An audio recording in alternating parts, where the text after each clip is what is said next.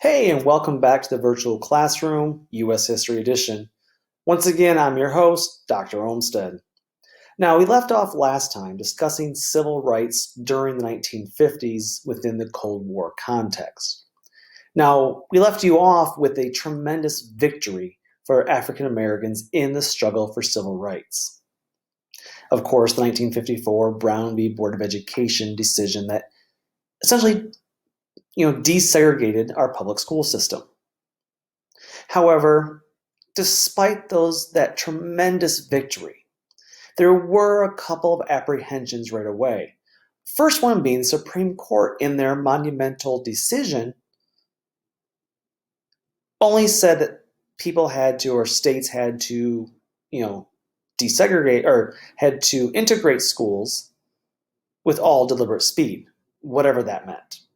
And the second problem was the president himself didn't really seem to think that this was a great idea because, he believed you couldn't legislate morality. You couldn't make a white person want to go to school with a black person through legislation from the White House. It needed to come at the state level.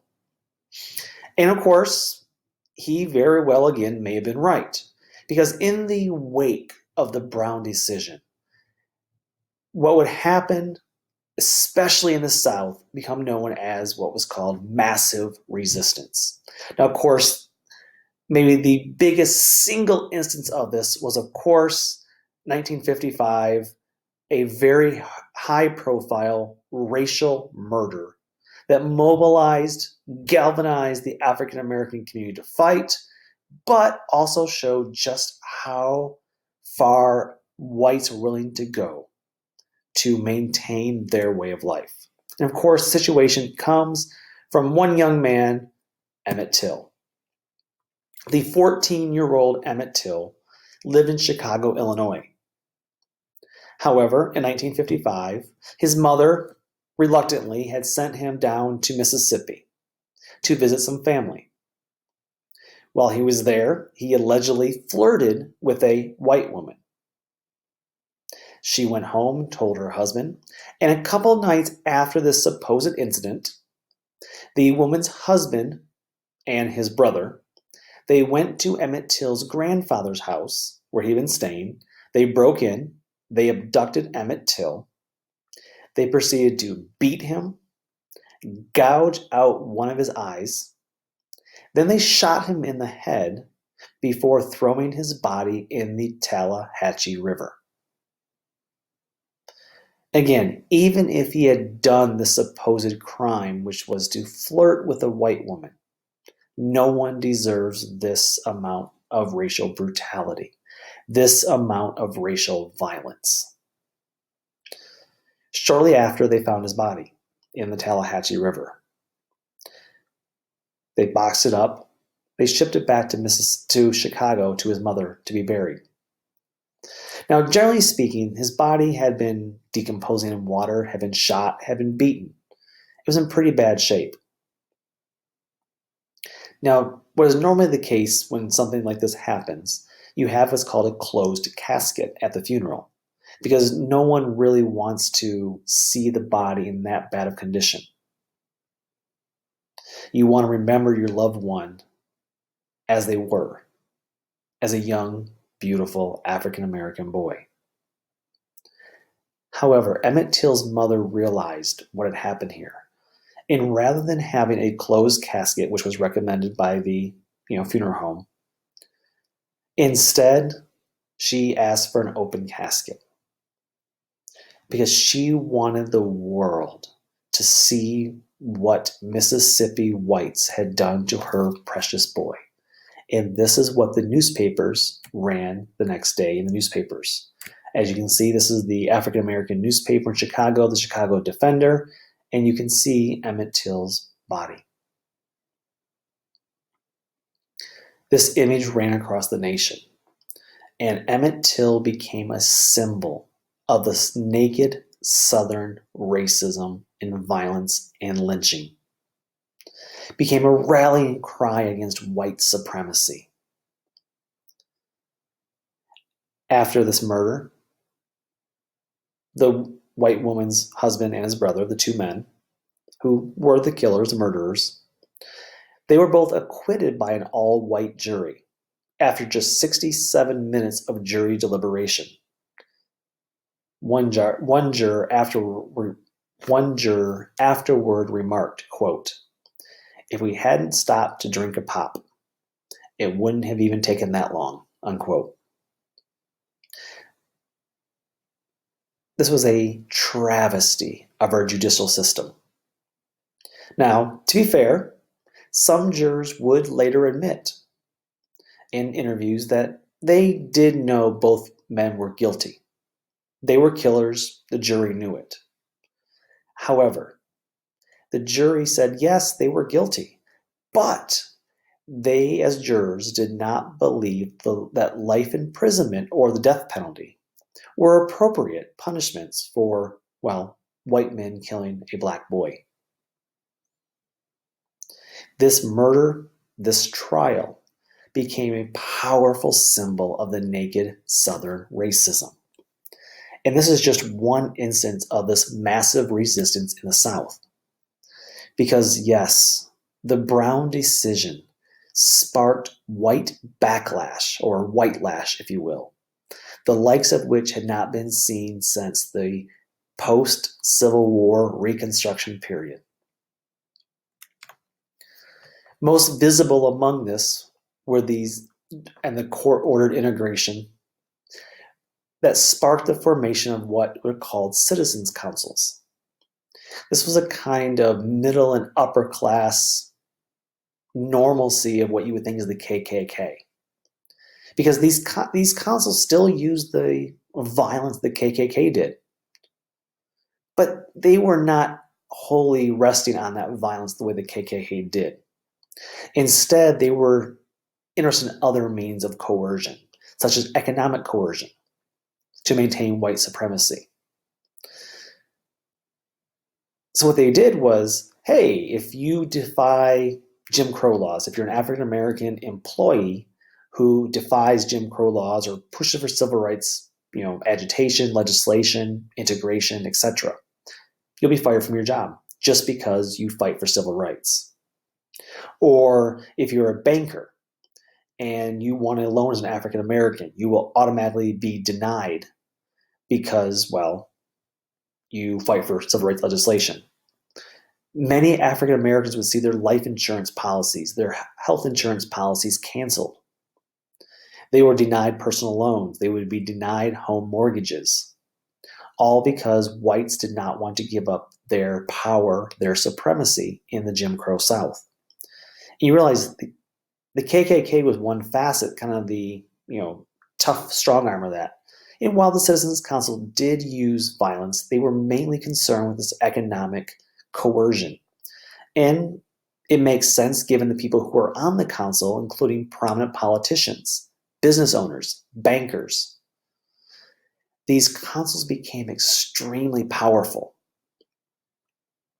And soon, one of the prerequisites for political office in the South became you must be a member of a citizens council to demonstrate you are a true Southerner who will uphold what they believe was the proper Southern society, i.e., white supremacy.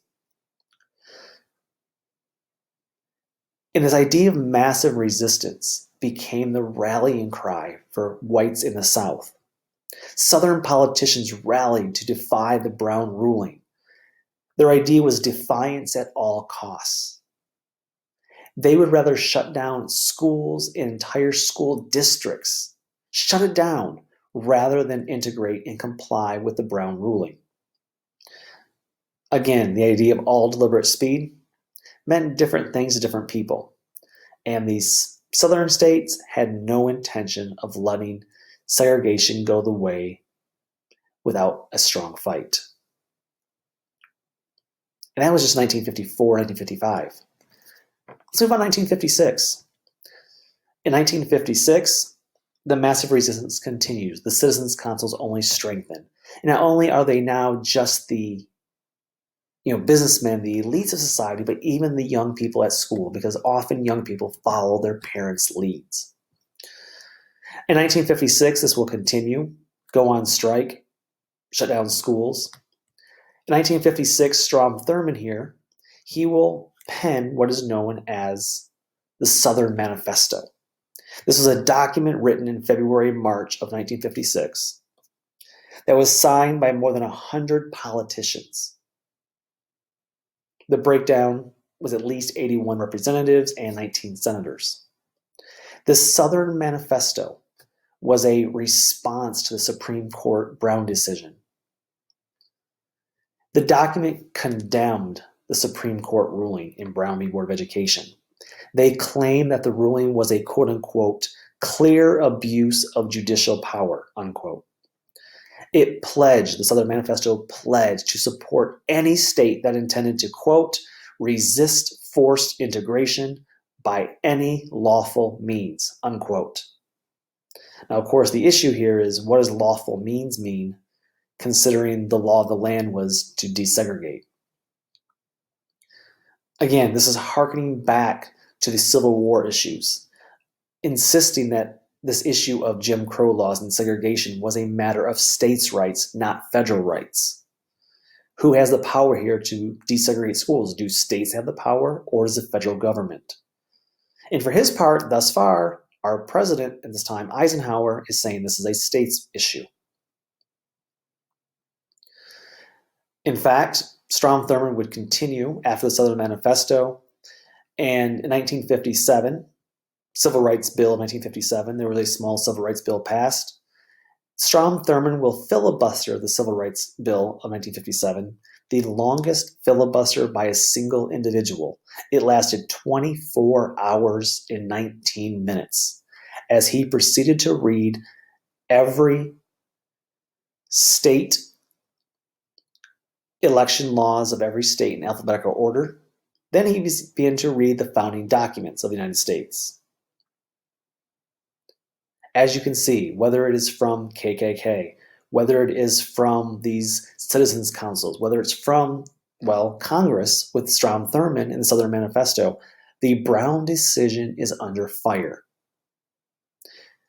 However, despite this white lash protest, African Americans began to push and assert these new rights, began enrolling in schools that were formerly all white schools, and this was heading for a showdown. And the biggest showdown would take place the following year in 1957 at Little Rock Central High School in Little Rock, Arkansas. Now, in this case, 9 African American students enrolled at Little Rock Central High School in 1957. And there would be a school desegregation showdown.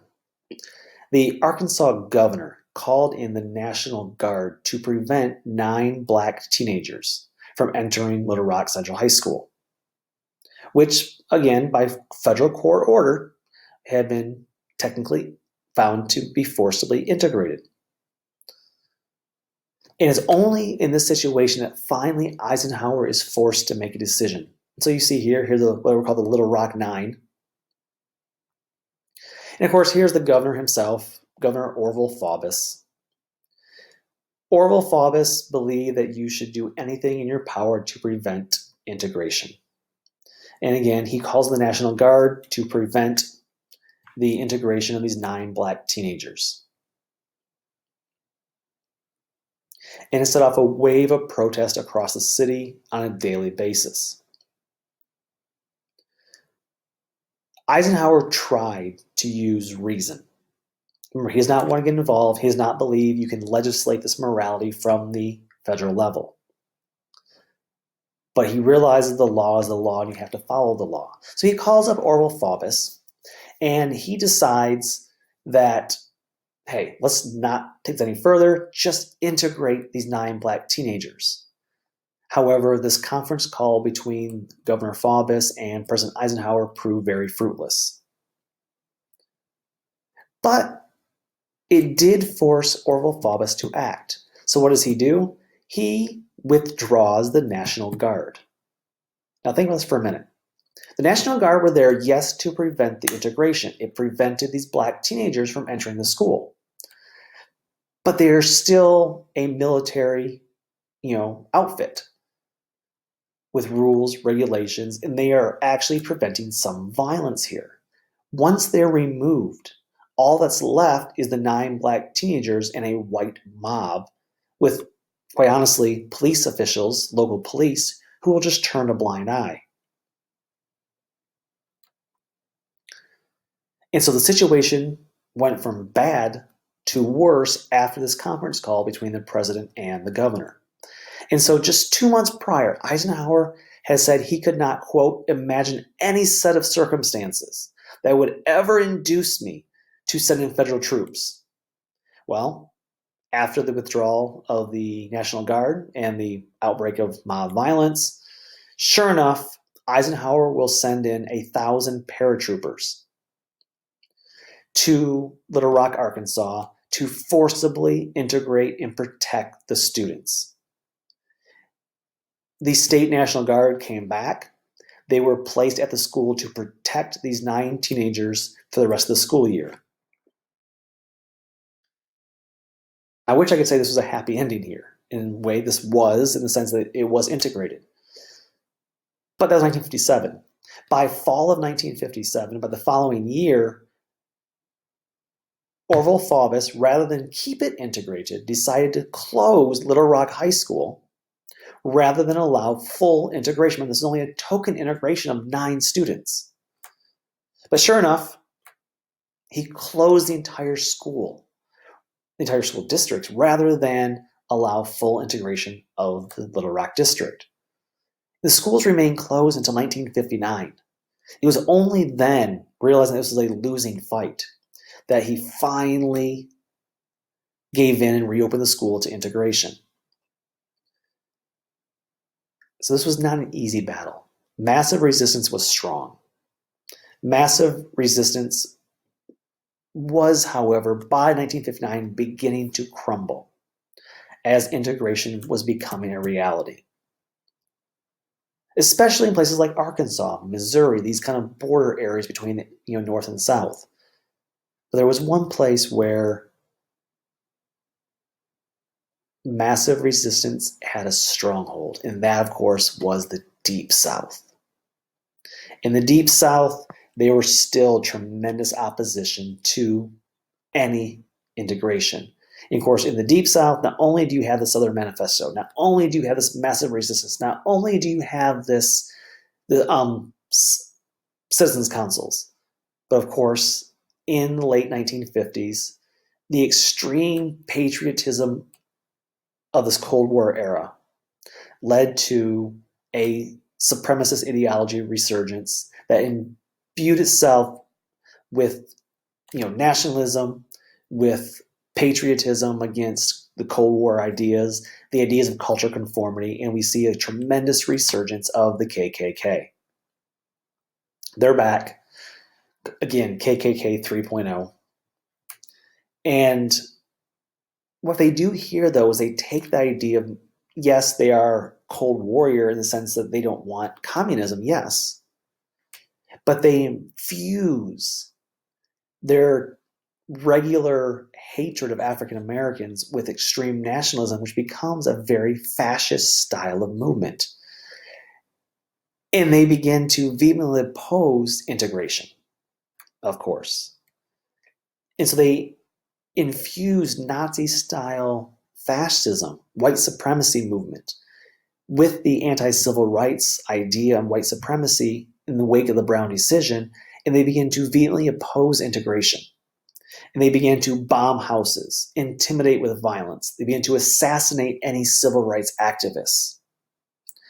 And of course, these were heavily influenced thanks to local police and local government, which did very little to stop them because often members of local police and government were also members of the KKK. These were especially prevalent in these deep South states of Alabama and Mississippi. And when the Soviets are trying to use propaganda against the United States, they began to capitalize on the very existence of the Klan.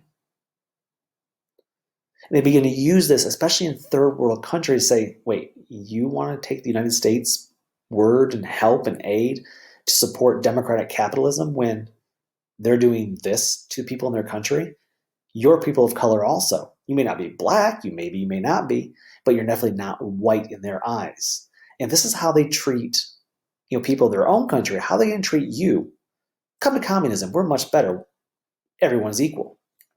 So this became a tremendous black eye for the United States in the wake of the propaganda war of the Cold War. But it was this idea of public perception that is really going to begin to change and move the civil rights movement forward. This idea of public opinion, public perception. Because the question on everyone's mind in the wake of Brown, in the wake of, hey, we finally have some integration here. The question for all civil rights activists was, how do you swing popular opinion? And the answer? Television. You see, the issue here is there are those who will always support civil rights, whether they're African Americans, white sympathizers, whether it's some in government, whoever it is. There's a group of people on the far left that will support civil rights. Then, of course, there's that group on the far right who will always be vehemently opposed to civil rights. The KKK, you have this white citizens councils, you have the Southern Manifesto signers. All these people will always be opposed to things like integration, civil rights. But much like today, there's a big chunk of people in the middle, right in the center of things. And the question, how do you sway that opinion? How do you get that group to not follow the old ways of white supremacy and move to the right, but rather start sympathizing with the African American civil rights movement? And the answer to that became television, mass media. Because for a long time, the issue of civil rights was confined to the fringes of American politics. It was politically dead weight. Remember, FDR himself did not want to use civil rights because he feared losing Southern votes. But the thing is, get those moderate citizens, get those moderate white citizens on the side of the civil rights movement. And the way was television. Television was instrumental because people were able to actually see what was happening in the South. It's one thing to read about things, but visually, when you see something on the big screen, the television screen, when you see it visually, someone getting beaten, it's a tremendous greater impact of swaying your opinion than just reading about it in the newspaper the next day and seeing a still picture maybe. And of course, one of the first major issues using this strategy, again, good media strategies, can swing a political issue, either to the left, to the right, however you want it, if you can use good media. And it's something we're going to talk about as we go in the future here. It's going to help swing the 1960 presidential election. It's going to help swing the Vietnam issue. It's going to help swing modern politics, how you look on TV, how you handle things. But in the late 1950s, African American civil rights activists began to use the television as a way to depict Southern racism at its worst. And of course, you start then with the issue, of course, in Montgomery, Alabama, with the bus boycott. Now, of course, here's a very famous photo of Rosa Parks. Now, I want to dispel some myths and some misconceptions about this. Because the misconception is that she was just a tired woman who randomly one day just didn't want to get up. And it started a movement. And while it is true it did start a movement, she was far from a random African American woman.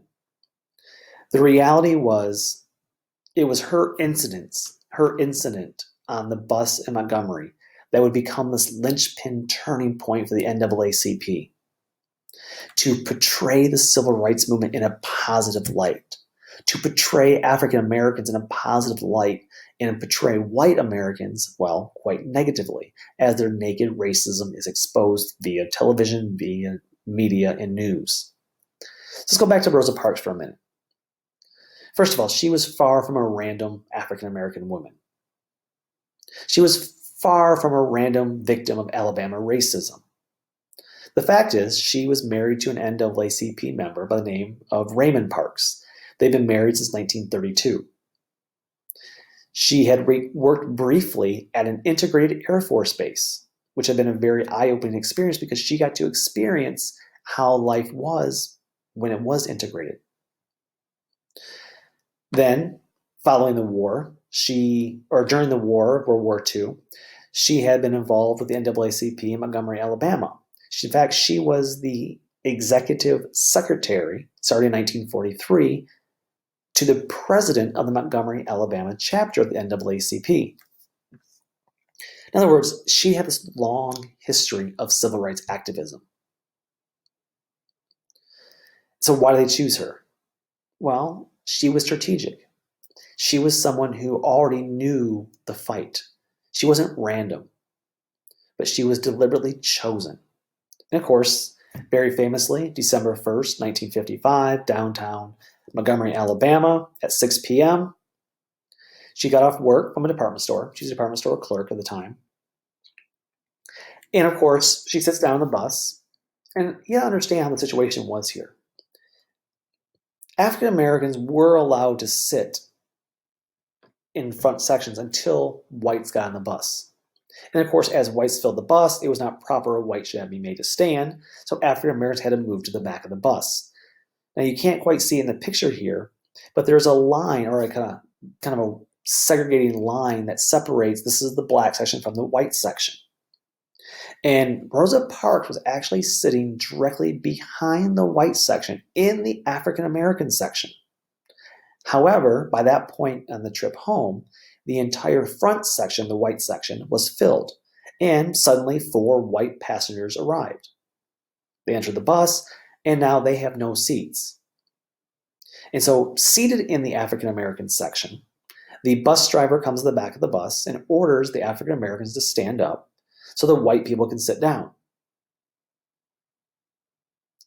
They demanded 4 seats, and of course, Rosa Parks, she just merely moved to the window seat but did not move further back in the bus or decide to get up. Then the bus driver did threaten to call the police if she continued to refuse, which she did very famously utter the lines, quote, "You may do that." So Rosa Parks was arrested. She was charged and convicted of disorderly conduct for failing to follow a city ordinance. Why does this matter? What was such a big deal here? The big deal here was that she would go on to appeal this decision in a court of law. And this becomes the important step here, this appeal process. Because if you want to get something overturned legally, you can't just petition for it because people will ignore it. But if you break the law and use the court system, and remember, going back to the Dred Scott case back in the 1850s, going back to the Brown case, just we talked about earlier, you use the court process to get the courts to overturn the case. In this case, she began the appeal process. And this idea began the formal process of challenging segregation on a legal basis, not just a moral or social basis. Now, Parks has been kind of mischaracterized as a tired old woman over the years. And she clarifies in her autobiography. Here's a little quote from her. She says, quote, "People always say that I didn't give up my seat because I was tired. But that isn't true. I was not tired physically. I mean, no more tired than I usually am at the end of a long working day. I was not old, although some people have me be in the image of being old back then. I was 42. No, the only tired I was tired of giving in." You see, the NAACP had been trying to coordinate an effort to challenge Alabama's bus segregation laws. Remember, we've already overturned segregation in schools, but there were other forms of segregation in society. And the NAACP knew they wanted to follow a very similar course that they did with the Brown v. Board of Education case. You challenge it in the court system. civil disobedience. So they found someone, in this case, to break the segregation laws of Alabama's bus system. They chose Rosa Parks because she was a perfect victim. She had a clean record, so it wasn't someone who was going to be a criminal that you would already throw the book at because she was already supposedly a criminal. This was her first offense, first time in jail. Second, she had a high school diploma. She was educated. She wasn't this random person off the street. Third, she was a woman, which offered a little more sympathy. And fourth, she had been an activist involved in activism for years. She had a long history in the organization. She was someone they trusted. She was chosen specifically for this task, to challenge segregation by knowingly breaking the law, getting arrested, and then fighting it through the court system. Using the judiciary branch of our court system, of our government, to change and enforce civil rights became a staple of the NAACP's response to civil rights activism. Let me repeat that. Challenging segregation by knowingly breaking the law, getting arrested, and then fighting it through the court system. This was using the judiciary system to change and or enforce civil rights laws. This was a staple of the NAACP civil rights activism program. Of course, what happens next, of course, is very well known. The night after Rosa Parks is arrested, Black community leaders from across Montgomery, Alabama, meet at the Dexter Avenue Baptist Church to organize a massive bus boycott under an organization called the Montgomery Improvement Association. And of course, the pastor of that church was a young 26-year-old Dr. Martin Luther King Jr. And this night really began Martin Luther King's civil rights activist career. It catapulted him into civil rights leadership. Now, Dr. King had studied nonviolent civil disobedience, tactics of Gandhi in India. He wanted to bring those tactics to the United States and to the civil rights movement. He said, quote, "We must use the weapon of love. We must realize so many people are taught to hate us, that they are not totally responsible for their hate," unquote. He then went on to say, "We will, quote, soon wear you down by our capacity to suffer. And in winning our freedom, we will so appeal to your heart and your conscience that we will win you in the process," unquote. Now, obviously, it's very idealistic, but it's very focused on educating white Southerners and winning the hearts and mind through disciplined nonviolence. These are the roots of the early modern civil rights movement. And over the next year plus, they began to organize carpools. Dr. King politicized and publicized the situation using these new communication mediums such as television, media, to not just say what happened, not just feel like they're complaining about the situation, but showing the situation they're living in. And the idea of this whole bus boycott program was hit them in the pocketbook. Because when you hit whites in the pocketbook, that is when they take notice. That is when they'll make changes, because if you hurt them economically, they will change the laws. And sure enough, the boycotts will move on. Many will form. They will form taxi services. They will carpool. Some will bike. Many will walk. And this cost the Montgomery bus system, the bus company, quite a lot of money. Now, the white city government actually held off and refused to give in. But it was because the bus company started pressuring the government and giving into it because they were losing so much money. You realize the number one demographic of bus rider in Montgomery was African Americans. They were the biggest form of money maker for the company. And without that revenue, they began to lose money. And so they were okay with it then. Now, not the local government was not local whites were not, but the bus company themselves was. They were okay in 1956 when Supreme Court said, yeah, we need to finally end the bus segregation in the state in Montgomery.